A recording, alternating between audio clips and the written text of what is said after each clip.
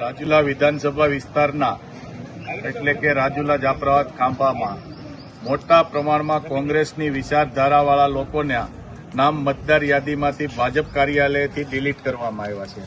આ નામ જે લોકો હયાત હોવા છતાં પરંતુ 7 નંબરના ફોર્મ ભરી અને કલેક્ટરશ્રીને આપવામાં આવ્યા છે કે આ લોકો હયાત નથી અને ખોટી રીતે આ લોકો હવે હાર ભરાઈ ગયેલા બોખલાઈ ગયેલા લોકો અત્યારે હવે મતદાર યાદી હારે છેડા કરી અને લોકશાહીનું ખૂન કરે છે.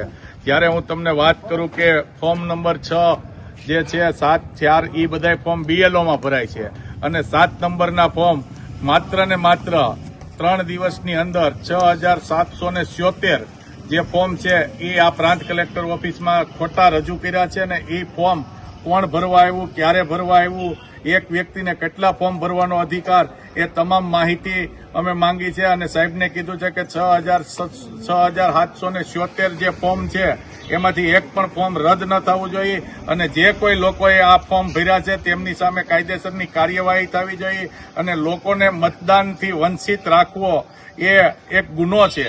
કારણ કે તમે જો હાર ભાલી ગયા હોય અને આવી રીતે તમે લોકોના મત સીધા કાપી અને જીતવાનો પ્રયાસ કરી રહ્યા હોય તો અમારી માંગ છે કે તમામ મતદારો જે 6777 છે એ ફોર્મ તમારી કસ્ટડીમાં લઈ લે અને કસ્ટડીની અંદર લઈ અને લોક કરી દે અને એક પણ ફોર્મ રદ ન થાય. અમને જાણવા મળ્યું છે કે અહીંયા સાલુ નગરપાલિકાના સભ્ય જે મુસ્લિમ હોવાથી એમનું પણ નામ રદ કરવામાં આવ્યું છે. વોરા જે ચેમ્બરના પ્રમુખ છે એમનું પણ નામ રદ કરવામાં આવ્યું છે.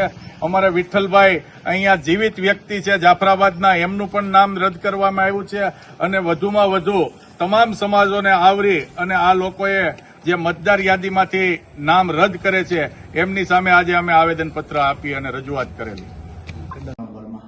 એ નથી બીએલઓ ને આપવામાં આવ્યા કે ન્યા નથી આપ્યા, આપની કચેરીમાં સીધા જમા થયા છે.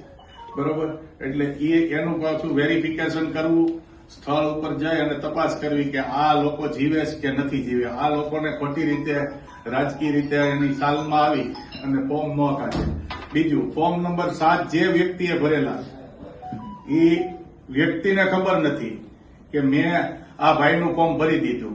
બરોબર, એટલે એ વ્યક્તિનું વેરિફિકેશન કરવું, નકર જેને ભર્યા છે એની ઉપર પોલીસ ફરિયાદ કરવી. બીજું કે ફોર્મ નંબર 7 જે વધુમાં વધુ ફોર્મ એક વ્યક્તિ કાયદા પ્રમાણે 30 ફોર્મ રજૂ કરી શકે, પરંતુ અહીંયા 6777 ફોર્મ જે મતદાર યાદીમાં ભરાણા છે એ કોઈ એક વ્યક્તિ આપી ગયું છે કે કેમ છે એની પણ એક તપાસ કરવી. આ ફોર્મ કયા કારણોસર તમારી ઓફિસમાં આવે છે, બીએલઓ પાસે